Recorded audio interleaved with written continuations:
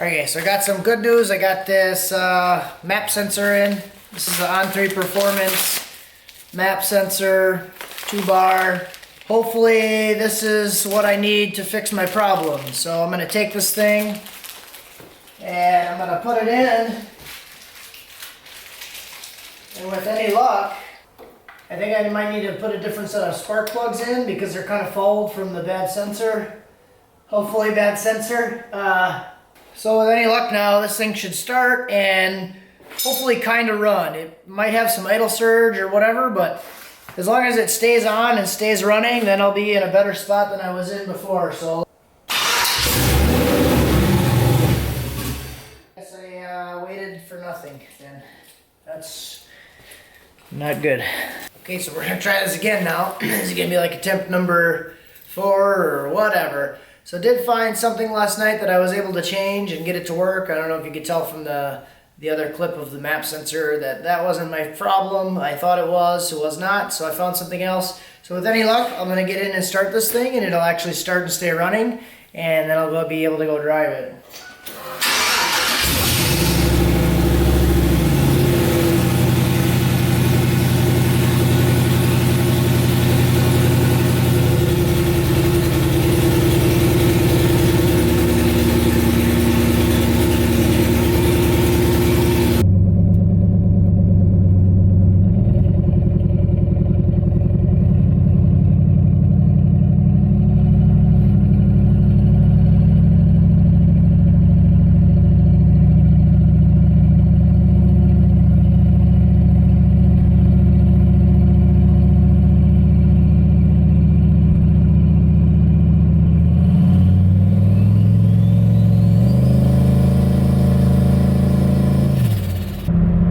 Stuck in power enrichment. I don't know why it's doing that.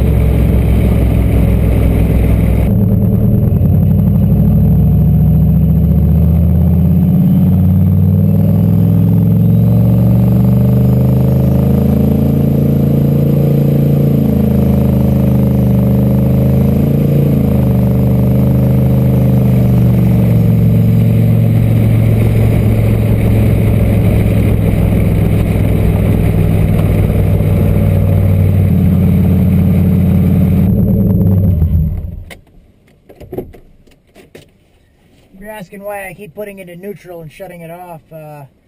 It's snowy like everywhere, so what I was seeing before is the tires would still be spinning while I was trying to put it in park, and then it was grinding, so I've just been putting it in neutral before I shut it off lately. So that run seemed like it worked a little bit better. What I did was I effectively disabled the power enrichment mode basically, and so now it's just using the boost enrichment. It was getting stuck in power enrichment, so now it's just commanding boost enrichment based on manifold pressure. So once it hits like 90 kPa, then it starts the boost enrichment. So what I'm going to do now is kind of look this over. We'll make a couple changes and we'll take it back out. So I don't know if you can see that, but my commanded air fuel is like way down here, and then this is still giving me, you know, like a, let me click on it. It's getting like a 15.1 when it's commanding 11.5. So I'm going to go back in there and change that stuff. but it's actually working now where it's like a gradual ramp into 11.5, and that looks pretty good. So I'm gonna go change all that stuff, and then I'm probably gonna go home because it's freaking cold.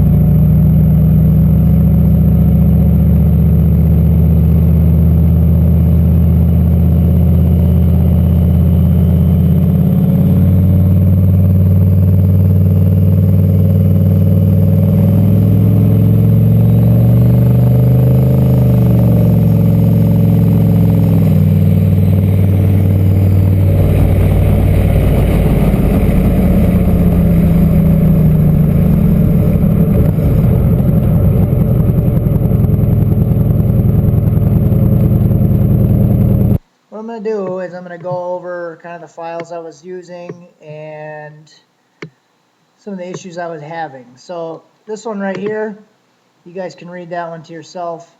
This is the one I was on when I was having some issues. You can tell by the name I was a little frustrated at that time. So let's go into this thing and we'll look at it.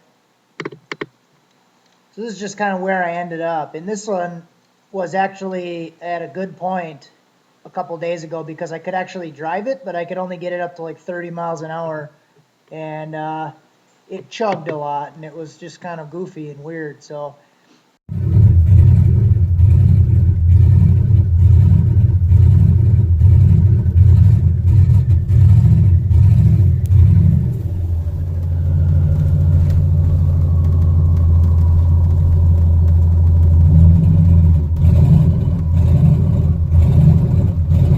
set up here, 2-bar map sensor, that stuff's all good. So if we look in the fueling, let's go over here for a second. So if we go into the main VE table, you see all these numbers are like 100 down here. These are like huge numbers, 135, 112. The table that I'm using right now, these numbers are like in the 45 to 50 range. And this is what it needed in order for it to just be able to start up and run. But then as soon as I would hit the throttle, it would start to chug and do some really weird stuff. So if I go into the scanner, let's open the scan file. So here's a perfect example of what was happening right here. So this green line is throttle position. So as soon as I hit like even 5% throttle position, this white line is the timing. Timing would start going crazy, and I thought it was a timing issue, so I pulled some timing, and it still did the same thing even though the timing was flat. So, and then I started looking at this injector pulse width and my injector duty cycle up here, and that's jumping around like crazy, which is basically what was causing the timing issue here. And you can see this blue line is like the air fuel jumping around all over the place. So started to kind of think it was a fueling issue. For some reason it was dipping from, commanding like a 1.5 millisecond pulse width all the way up to 4. So it was like jumping between 1 and 4.5 was the worst point that I remember seeing it at. So it's just jumping all over the place. So yeah, that was the kind of what I was dealing with, and it would idle fine. So if I go back a little bit, this is just when it's like idling. I'm just rolling right now. You can see the speed is 8 miles an hour, but I don't have any throttle on. So it's just idling and rolling, and it's not, timing's not jumping around. It's not really chugging. Still kind of pulse width jumping around, but I can't really feel it because I'm not trying to accelerate. So that's what I was dealing with. So couldn't really figure out what was going on, and then I ended up doing some forum reading and about why this thing was so high, and there was a lot of reasons why this could be high, but the one that I made a connection with was that my engine codes were not completely accurate to what they should be. So if I go into the engine diagnostics tab, if we look at this file right here, so this, this file right here, this is the bad one. I have my mass air sensor codes, this 101, 102, 103, they're all on no error reported. So in order for it to be in speed density correctly, it needs to have these codes triggered, and then that will disable the MAF. So I think what was happening, even though I have it set up to fail in the system, it wasn't actually failing and generating the code, which was essentially still looking for a MAF signal, which is why the fueling and everything was all freaked out, and it was like needing to double the amount of fuel to run. Now if I go into this file that I was working on today, I made this one yesterday with the MAF DTCs enabled. And now you can see I don't have the service engine soon light enabled, but I do have these on mill on first error. So basically all three of these, it's erroring and then it's keeping that code in the system. And that will force it into the speed density properly. So yeah, essentially what I did, MAF calibration, zeroed this table out, and then in the engine diagnostics, set the MAF fail frequency to high at 0, and that'll fail the MAF. It was not going into speed density properly because I didn't have that code active in the system. And then here's another one too right here. If we look at this, weird idle smooth, then rough after tap throttle. So it was doing this really weird stuff too, where it would like, so here it was like, here it's pretty smooth, and then I tap the throttle, you can see throttle position tap, and then it would like start freaking out, and then you can see like the idle air control valve starts going crazy, the air fuel ratio goes crazy, starts jumping all over the place. And then when I tap the throttle again right here, it would come right back down to normal. But you can also see this injector pulse width. It goes from jumping around up and down to just a flat 1.5, 1.6. So it's pretty smooth right there. So something was definitely going on there. But at this point, I still hadn't figured it out yet. But it was just doing some really crazy, weird stuff. So I figured it was something I was missing. All right, so let's do a little after-action review of what actually happened here. So I was having some issues, drove it around, came home, next day came out to go start it, it wouldn't start. So I thought it was cold start related originally. I think I was mistaking that for a different problem, and then started doing other things and thought it might have been code related, so I deleted some codes that I thought were possibly causing an issue, and that MAF sensor code was one that I needed, but I deleted and I shouldn't have. So during that whole process, I started to think it was mechanical or other kind of issues, so I started looking at other things. I did find a bad crank sensor wire where it was just about to break, so it's a good thing. So it's not a total loss that I spent all the time looking at it. If I had to like rate the whole thing, I'd say it was actually a decent experience, even though it took a lot of time and I was pretty frustrated during most of it. So I did find some things that were wrong that I wouldn't have caught if I didn't look into it farther, and I got to spend a lot of time with the HP Tuners program and dinking around in there and trying to figure out what stuff does. So I learned a lot about the system, found a couple things that were wrong, so overall it wasn't a total loss, and now I actually got it running, and it's been a couple days now that I've been able to come out the next day and cold start it, and it's fine. That's about it. Hopefully you guys enjoyed the video. More to come on this thing. It's a little bit tough to go drive it because there's snow everywhere, which I'm sure you could see in the video.